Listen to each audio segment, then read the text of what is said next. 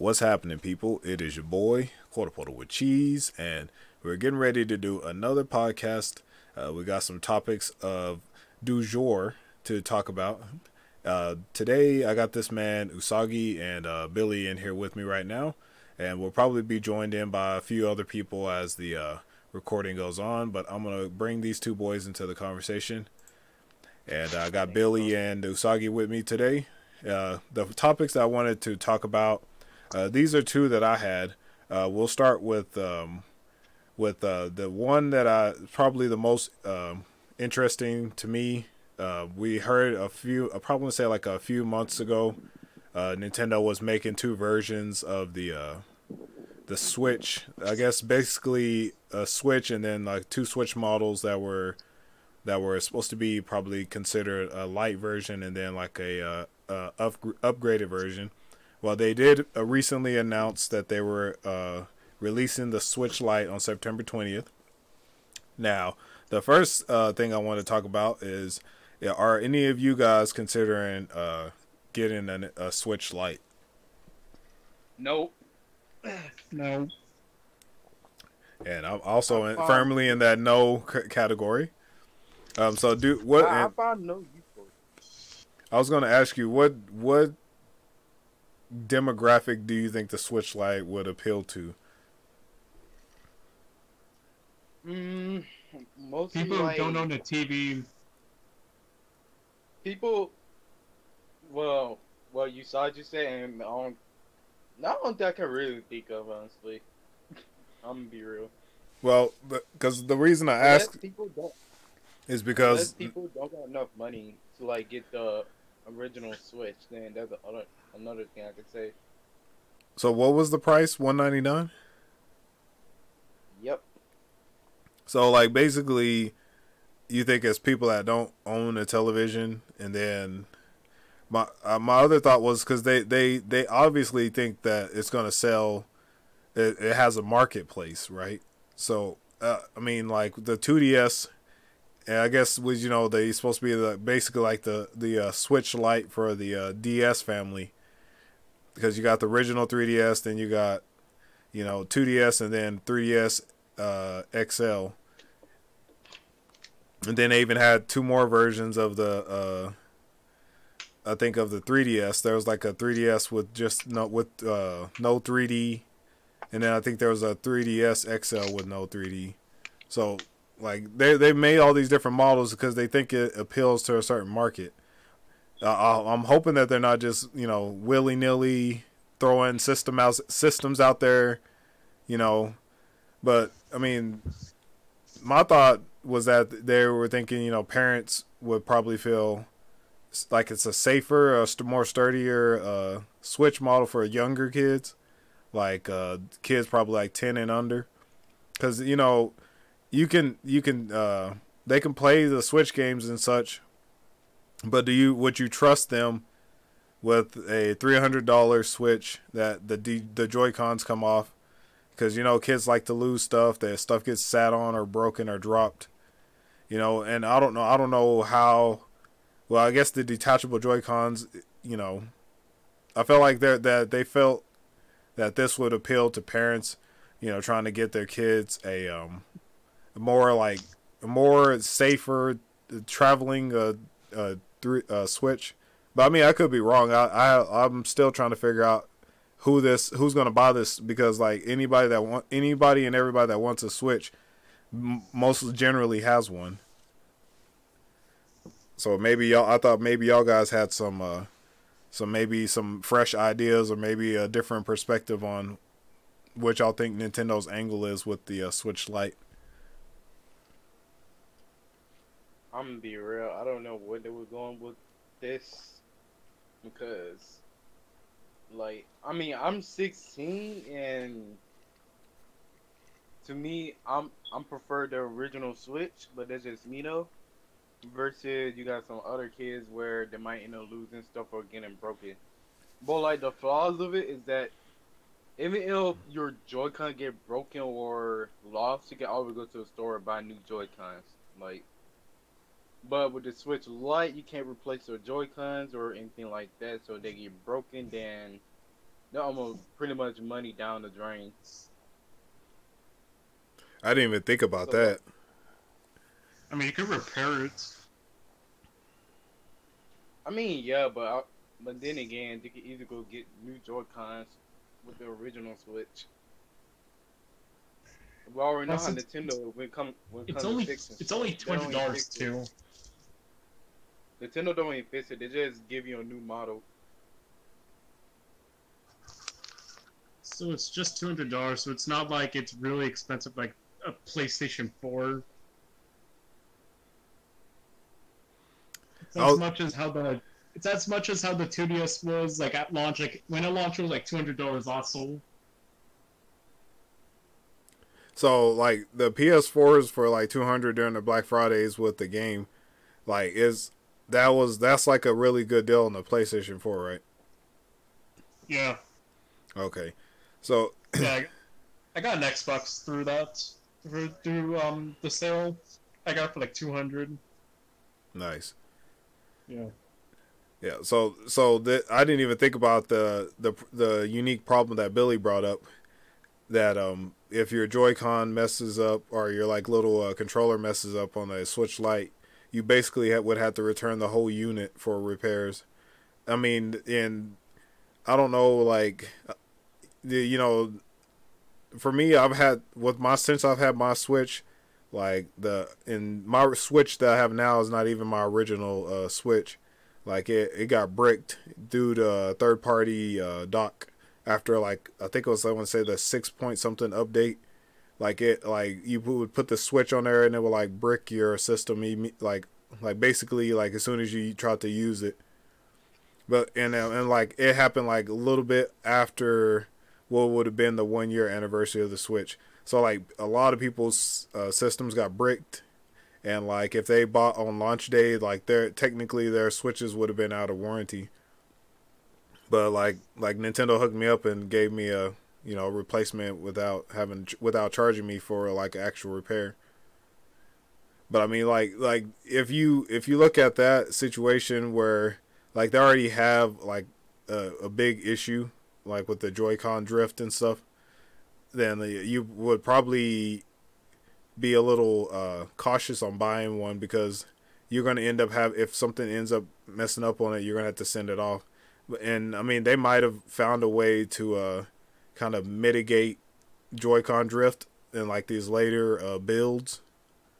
Because like if you buy stuff when it first comes out, usually you get the buggiest and like the most like the the manufacturing and the build is not the best. But like the later models, they have like fixed all the issues that were like plaguing the first shipments of a system, which is why some people say you don't even want to buy the launch day system because of that. But now that I brought up Joy-Con drift, that was the second topic that I had for you guys today. I was reading in my Google feed, because that seems to be now where I grab my news from, that there was a law firm that was planning to do a class action suit against Nintendo on behalf of the people that bought Joy-Cons and are now experiencing Joy-Con drift. So now my first question is, have any of you guys experienced Joy-Con drift in the Joy-Cons that y'all have? Not for my Joy Cons. I know for my Pro Controller drifting, but for Joy Cons, no. Wait, I've experienced. I fixed it. So like now, since you've experienced it, is it an easy fix? For me, yeah. Did it like require like any like special tools to get into the control? No, it required you going to like the settings and like recalculates the controls. Because when I was playing Devil May Cry on my PC with the Switch Pro controller, it was drifting, so it's not just the Switch, it's the controller itself. So yeah, like and I think I read somewhere that like the way that the materials that they use to make the Joy-Cons, like they like something about the little things break down, and then like the little pieces of the the controller like gets stuck to like the sensors or something like that. It doesn't, for whatever reason, it doesn't. It's not made with durable material, so like it starts to those little broken down pieces of the material start to like stick onto the sensors and like cause it to not read properly. I mean, like the Joy-Cons, for the way that they're made and they're constructed, it's pretty cool. Like it's a neat controller when it works right. But like I was just, and like with Usagi saying, it wasn't something that was too difficult to fix, and it was within the system settings basically. Because I know some people's Joy-Cons drift really bad. Like I was experiencing Joy-Con drift with my Joy-Cons that I had, and like recently I tried to use them, and like after not using them for like probably like a week and a half, and then like it seemed like the issue cleared up itself. So I don't know if if it was like something that was just like that if you leave it alone and come back to it, it'll fix itself. Cause like they do release like controller updates. I don't know if they actually assist with the sensors and all that stuff, kind of help them like track the movements of the analog sticks. Like I said, I don't know all the technical stuff, but I know that there are some there. I've seen an article where they have like all of the possible solutions to fixing it yourself before you have to try to like send it off to Nintendo. And like the most extreme one, like if you basically void the warranty and take the thing apart and like clean out the inside of the controller case and like around the sensors and stuff. You like basically clean everything, blow it out, and like reset everything, and then put it back together, and it's supposed to fix the issue. But now with this lawsuit, do y'all feel like the lawsuit's going to have any legs? Like, are they going to be able to get any treadway or trackway to like actually making a real actual lawsuit? Because they're doing it with like no particular clients. They're basically saying they're doing it on behalf of the purchasers. But I don't know if they're going to need specific people, or if they're going to have like some kind of like petition or form that you can fill out. And basically what they'll do is, I guess I'm assuming that they'll take it to the government, and then like the government will like, try to like either determine that we have some kind of meritable thing where we want to actually sue Nintendo for the product, or that they'll like try to settle it out of court, and then like give like each person that has like Joy-Con drift like probably like basically it would probably get you a refund so you could buy another set of Joy-Cons. But like the legal part of it, I'm not sure that this case is going to have legs, because I'm not sure how they're going to say that they're representing purchasers without naming anybody specifically.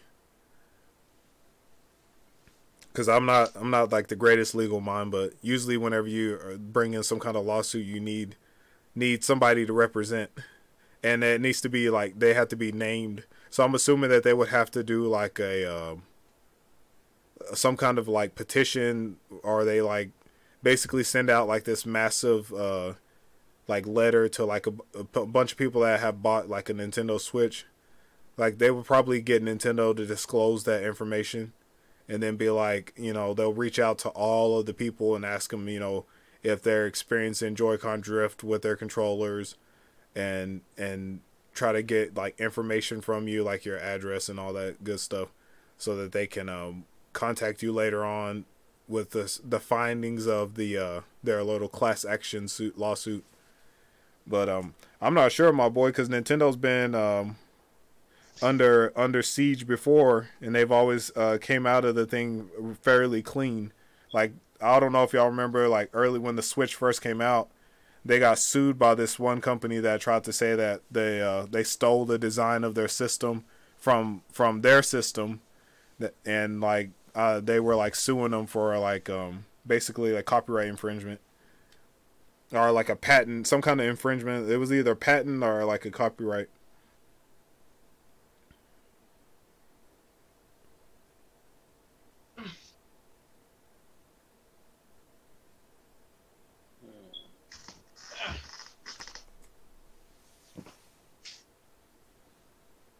But yeah, I'll probably dig into it a little bit more. But like my thoughts on it, I basically laid it out. But like, do y'all guys think that Nintendo should be taking care of these issues with the Joy Cons? Like we shouldn't have to, there shouldn't be a lawsuit. Basically, like they need to like as people have those issues, like they should just be like aware, like we're aware that people are experiencing Joy-Con drift. Send us your controllers that experience this issue, and we will take care of it. At no additional charge to you. Do y'all think that that would be kind of a like get out of the way of this lawsuit type thing?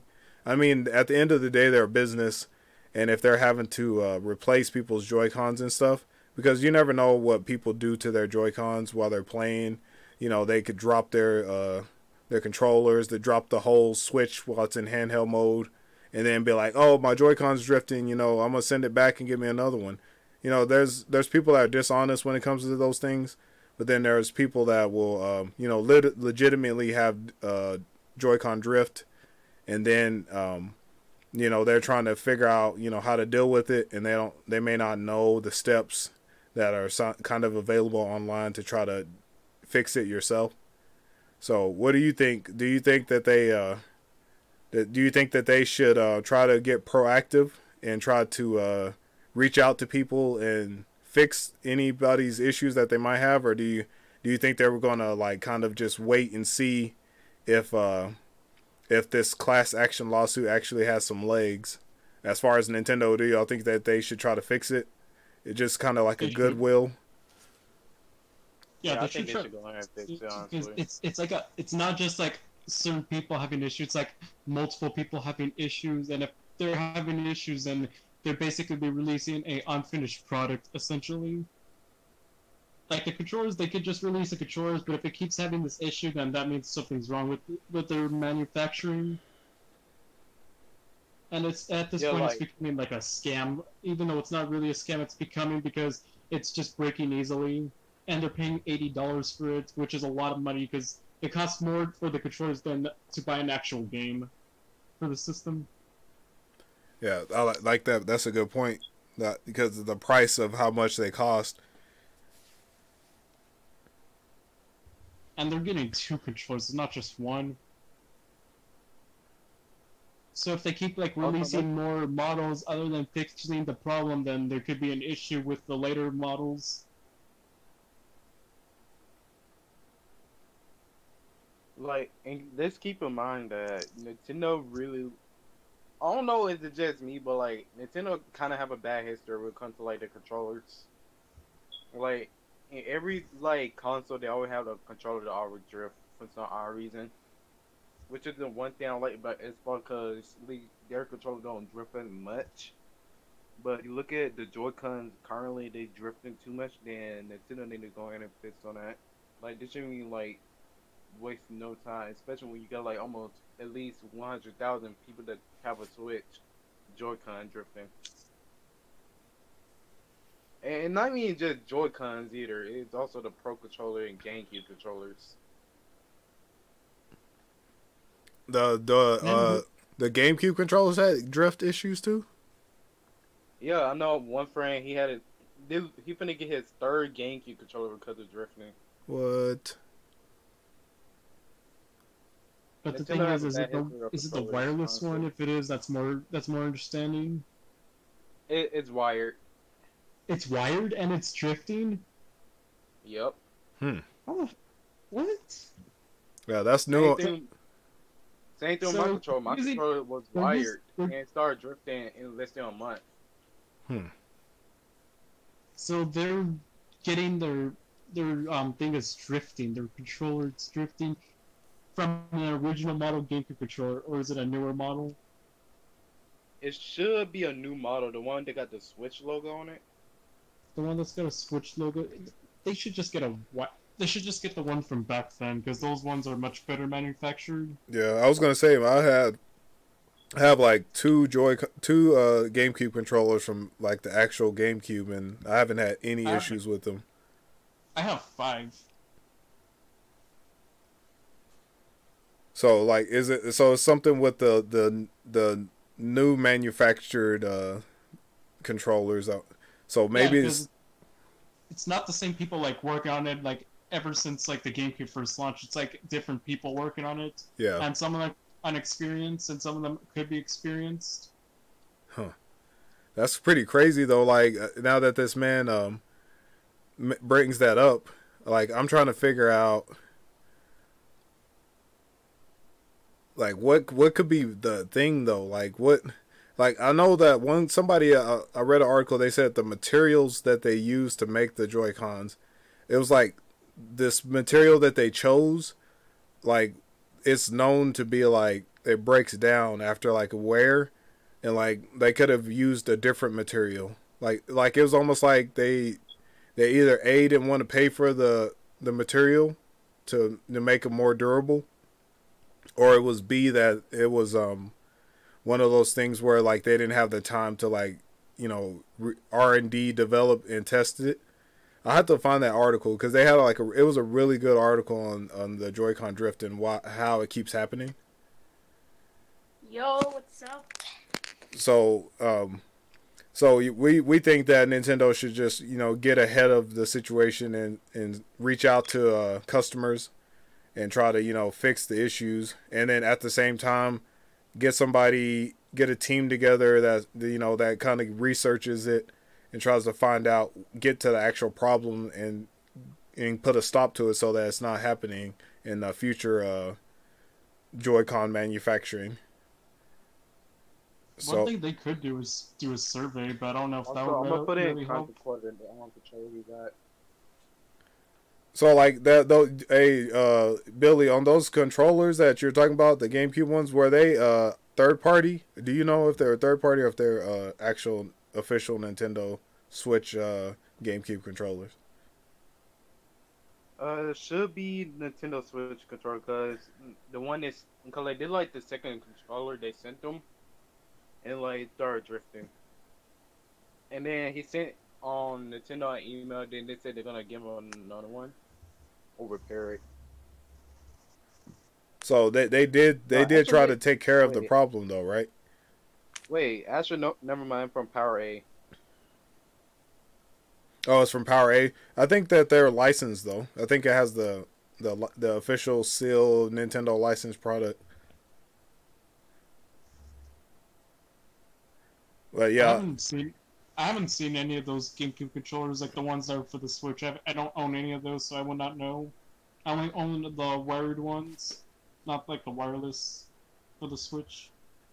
yeah. Like I still have got wired Pro controllers. You got wired Pro controllers. Do you have any drift issues with them?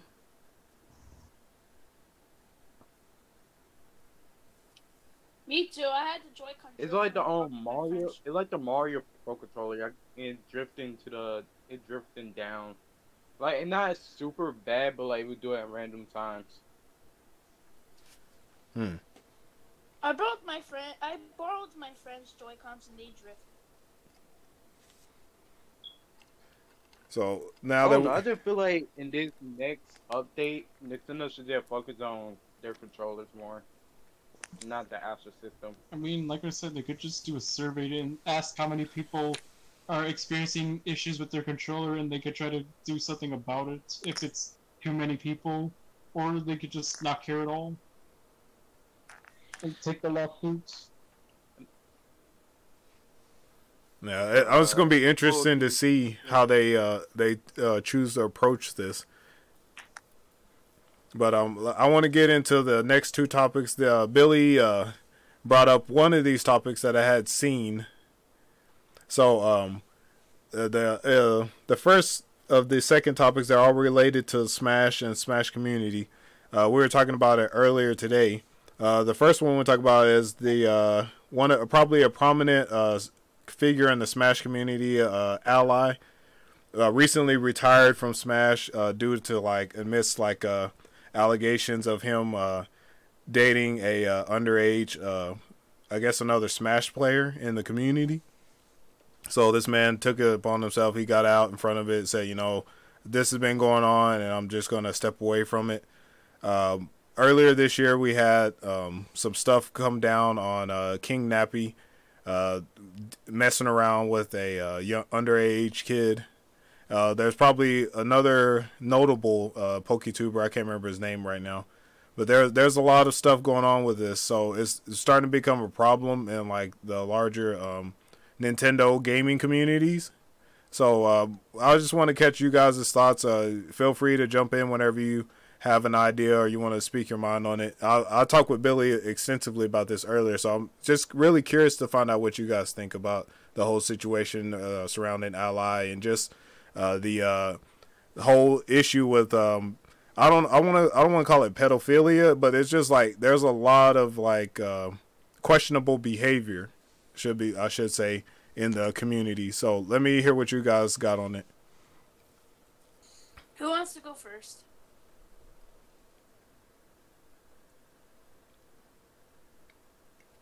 I mean, I'm going last, so anybody can go first. Well, I have something to say. Not If much nobody to ca- say, but I don't really have much to say. So this is just I mean, about here's the- underage dating. That's what this is all about right now. It's messed up. It's just messed up. Honestly. Okay, here's my problem. Now, I understand that. Well, I really understand, but my whole thing is like he trying to lie about it when they first started it. Like somebody like caught them, and then like he tried to lie about it, and like it's been a whole year since he lied about it, and then he finally came out, and then he got backlash from it, and then he sent us a story up talking about it and about his ex. And in my opinion, I'm like, why would you hide about it and lie at the same time? That's what I didn't get. Try to hide it for multiple year, and then he expect people to like forgive him after what he lied about. I feel like that's really not the best way to approach it.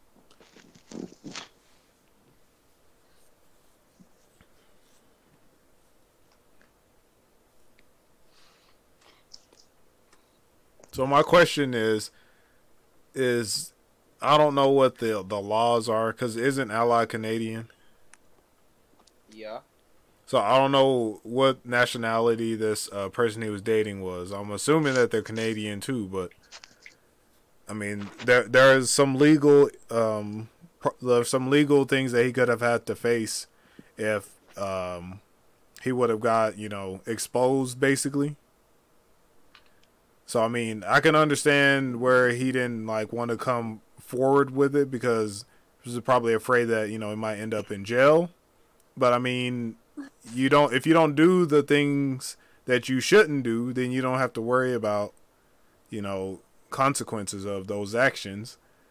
But I mean, I like I said, I see where he was trying to hide it because he was trying to continue to be with this person, but knew that it was wrong in the first place to do so.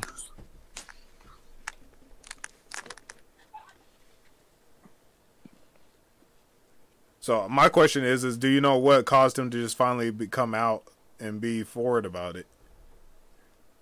I guess because because of people bullying him out of it. That could be one. Well, So it was like pressure from other people in the community? Yeah, because he kept getting they like were a pressure bunch for of somebody. he kept getting like hate on for everything around that time, and then he just pretty much had enough. That's what I'm assuming because I don't really know much about Ally. Yeah, I think he was having depressing thoughts about it or something. And then after the like one tournament he went to, then when it came out.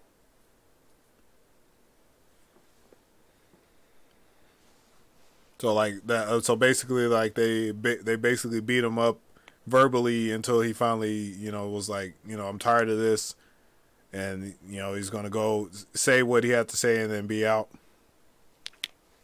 Pretty much.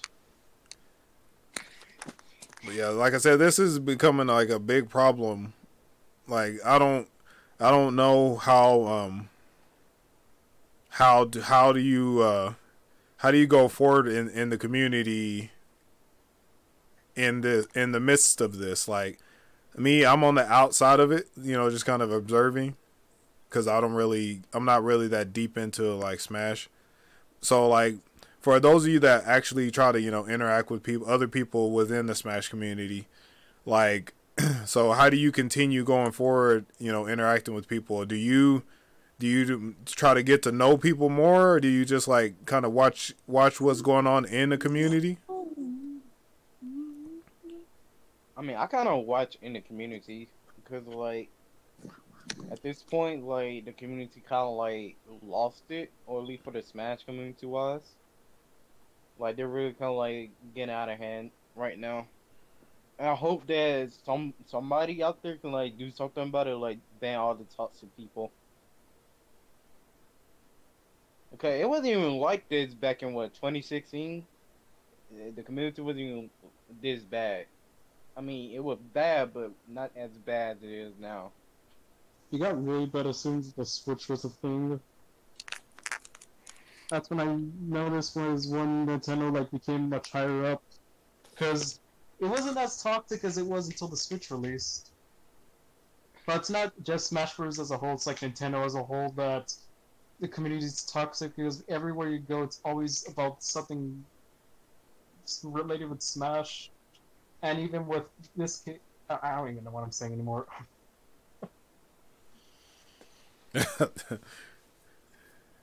I was just sitting here thinking about it while this man was talking. Like that man does have a point though, because like when Nintendo wasn't as prevalent in the gaming console market, like people will like kind of look at Nintendo as the redheaded stepchildren. We play Nintendo games. They'd be like, yeah, y'all play Nintendos, y'all play kid games. They dismiss us basically. And now that the Switch is like the hot commodity right now, like a lot of people are on the bandwagon. So you get these people that would have been that are Sony people. You get people that are Xbox people. You get people that are PC people that are, they're trying out the Switch.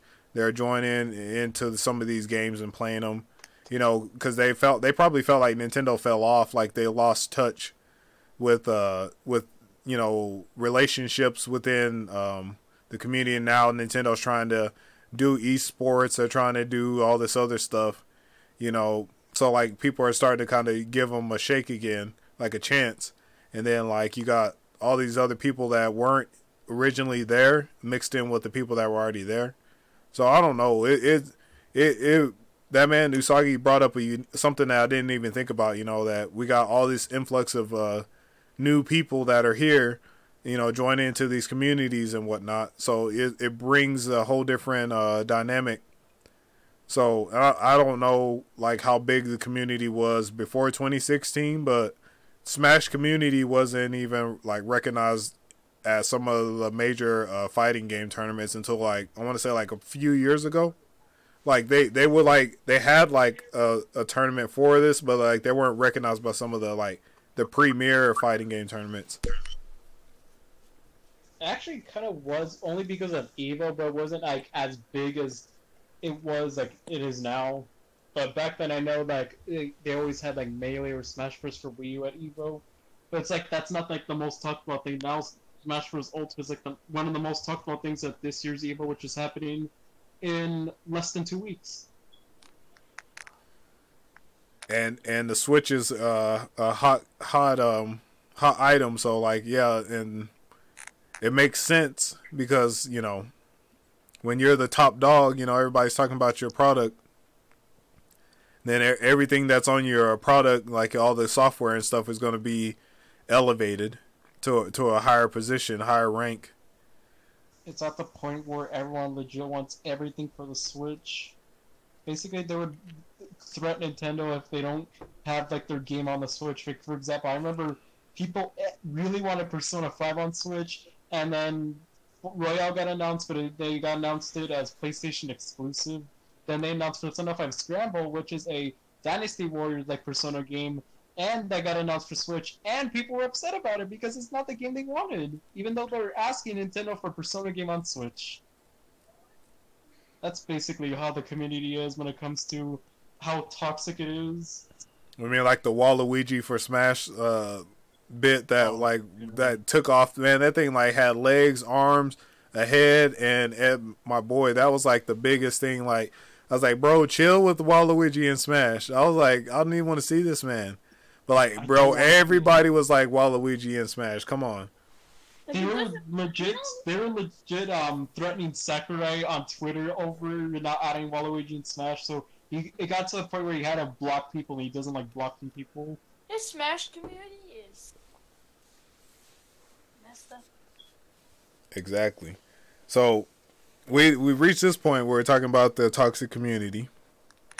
Then man, Billy had one more thing that he brought up, and I think this is fresh. Like this happened like recently, Billy. Like this thing with the two Smash people saying the hard R N word. Yeah, it happened yesterday. So yeah, this is like hot off the presses. Let's talk about this thing. So basically, there's two people. The one chick was like she beat Ally in the tournament, right? Yeah. So like she's like on the rise, a rising star in the Smash community, and I'm assuming that this was like it was a private Discord chat, and then like apparently Pretty much, yeah. and she and this other person were using the N word with the R ending instead of the A ending. So for those of you that don't know, the N word with the A ending is probably the most common use now. It's more like it's like saying my dude, my bro, or something like that. It's almost like a term. It's an endearing term. It's like somebody that's with you that you're talking to somebody that's close to you. So the N word with the R ending has a lot of racial tension, yeah, and it's historic. It was used to basically like try to demean or make somebody feel less of worth.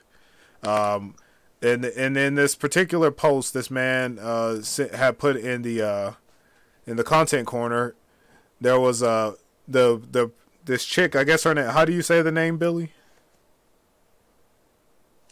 Bounty, something like that. I have no idea. I saw it and I was not sure how to say it, so we might butcher her name. Okay. Bochi. Bochi. She. AKA the person that was with Ally, I think. Oh, she was. Is it a he or a she? She. Okay, so I think she's with Ally because I remember them mentioning that she means Isabel. I think I could be wrong, but I'm pretty sure that's the person that was with Ally. Yeah, she that's named 15. Isabel. So she. And I think she's trans, but at the same time I don't know. Wait, she's like, Chinese? In between one of them. Oh gosh, no. She's Chinese? Is that what you said? Yeah, it's confusing. Oh, Justin. Yep, Oh looks like god, you're in the military. oh god, no. So basically, she used the hard R N word in the reference to a lynching, and it got a lot of negative commentary. A lot of people were like after her for saying it, which most people are saying most rightly so, because you don't talk about that action or that doing that with that word behind it, because it has a lot of racial history, and you might not be the most liked character if you say that. But like apparently she says this. Billy, I'll let Billy break it down because me and that man were talking about it. He probably has a little bit more information on it. But like we talked about it, so I'm gonna let him take over and kind of give you all the backstory on it. So pretty much, she already had drama before this. She had drama because people were like backlashing on her because she beat Ally, and her being trans, and her dropping her sponsorship and everything like that. So she already had some heat from before. Now she got even more heat, which is said lynching hard R. I'm not trying to say the word. Not gonna lie. But my whole point is, people. I'm on nobody's side. I'm more like on neutral. Now, now when it comes to the attackers, I'm not saying I'm gonna attack their person, DM, saying go off themselves, anything like that. I mean, they're going a bit too far. But like, I feel like more people like kind of like defending her because of her age, and like they think that it's just a joke and everything like that. I'm say this like it's not a joke, no matter how you put it. You don't say that, especially when you're online on the internet. Like no matter how you put it, people will get offended. And in my opinion, I did get a bit offended, and I kind of lost respect. Cause like, why would you say that on the internet at all things? You never know who could be watching you and who might screenshot it and put it on the internet. And then the first time she tried to give an apology, like she didn't even give one. She more like saying, "Oh, people make mistakes." Like I don't think people really wanted that. They more want of an actual apology, like I'm sorry and stuff like that. And she kind of like did not own up to it at first, and then the second time she finally owned up to it, kind of like a bit too late because like people already like got on her, and people already like were already super mad to the point where they like kind of attacked her. So like So she did apologize like second, but it was by that time it was already too late. Like people had already jumped all over her yeah, basically.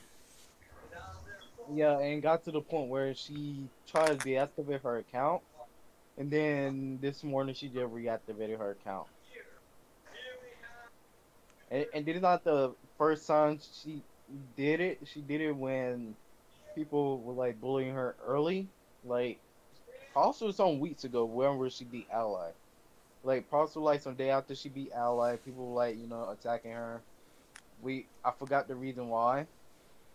But like they were attacking her, and then she deactivated her account, reactivated. And then, she would claim she was gonna go under a new name. Like to me, I feel like people kind of attack people way too consistently, especially when they clearly haven't learned from the etiquette situation. Like I feel like people should like kind of wait till they like find more about what happened before attacking somebody. But in this situation, I feel like I can't really say that about most of the people, cause I can see why you're mad. Like especially what she said was kind of like hurtful to him. And then we come to the other guy named Schroeder. He apologized right after he like knew what he did wrong, and he actually owned up to it. So I guess people have forgave him, but like what she did, like she kind of like didn't own up to it at first, and people got even more mad than how they was before. It's messed up, honestly. You shouldn't beat up a girl that if the girl beat you, you shouldn't do that. It's just wrong.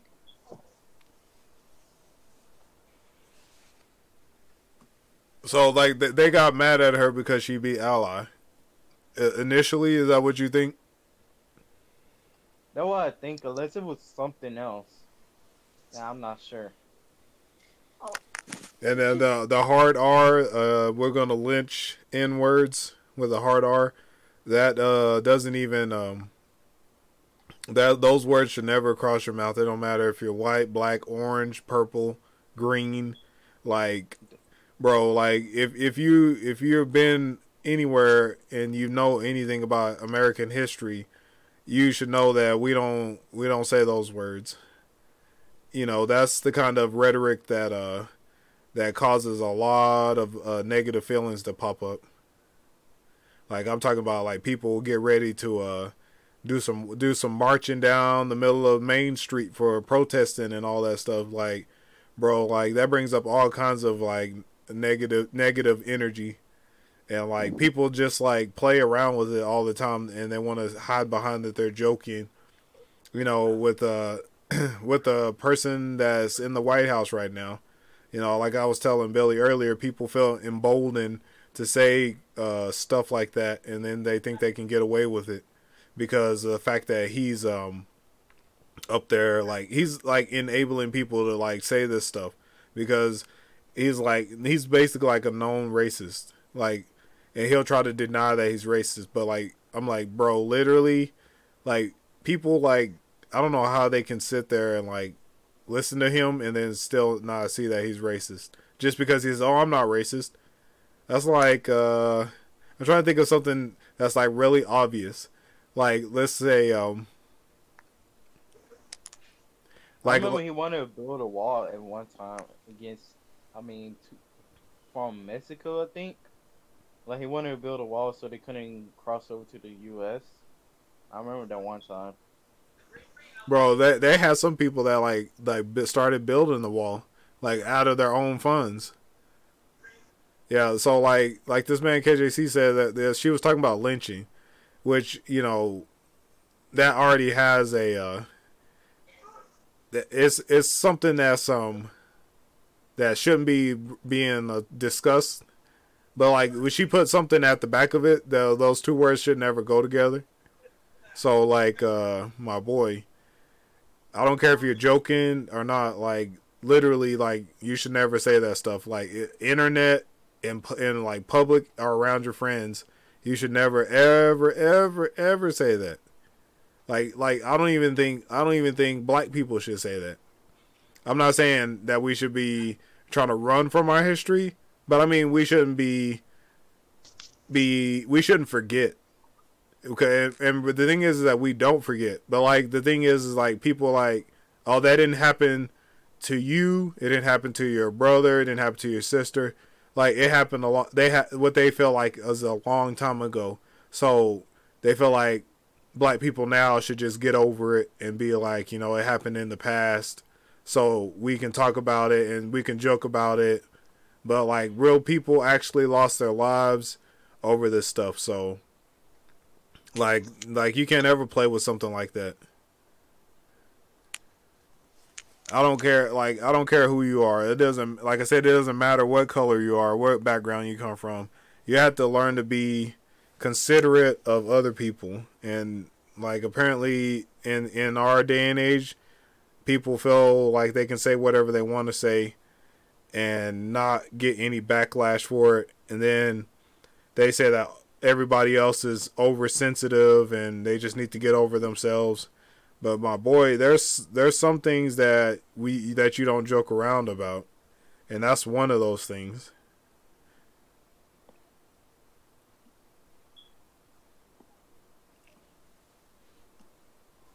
Racism is bad. Yes, it is. Like, The I summarized know version, what Usagi said. like I could give you one good detail. Like, I know this one person, and Ryaki and some other people know him. You know, he told me he hated black people. No, he told me he don't hate black people. He hates certain black people. Which I told Porter earlier, it's still saying you hate black people at the end of the day. And you know, he would say the N word a lot and the hard R a lot. And you know, he used to say a lot of racist stuff when I went into BC. And you know, he used to try to talk to me and you know, tell me probably like off myself, something like that. And you know, I got to the point where I was like, man, I gotta like get ready for this toxic person blog thing. Cause like, I feel like there are a lot of racist people still out there that like hide behind the bushes. Like they were trying to like show their good side where like nobody would probably notice their bad side, and then like when it comes to their racist side, they will only do it when probably like them, probably like one other person that like you know they're racist.